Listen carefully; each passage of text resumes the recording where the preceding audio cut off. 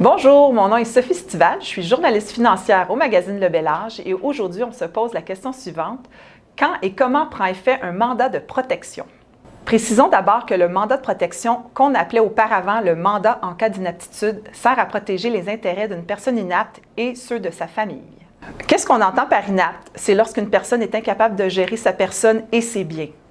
Cela peut survenir suite à un accident cérébrovasculaire ou une maladie dégénérative, pensons à l'Alzheimer par exemple.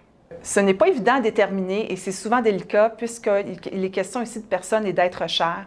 Donc, on fera souvent appel à un professionnel qui pourra déterminer avec une évaluation psychosociale et médicale la condition de la personne.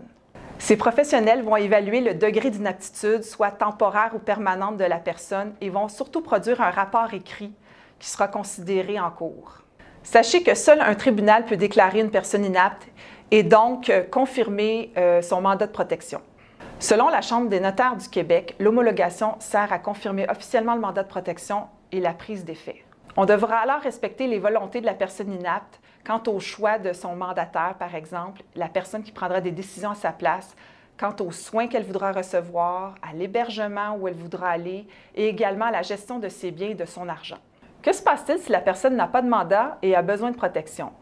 On peut alors vérifier avec son conjoint si elle est mariée ou unie civilement. Souvent, cette personne va prendre soin d'elle et pourra subvenir à ses besoins, l'épicerie, le logement, le chauffage, par exemple. Par contre, si on a des actifs plus importants ou qu'on a une situation familiale plus complexe et qu'on a une personne vulnérable, on pourrait faire appel au curateur public du Québec et faire ouvrir un régime de protection.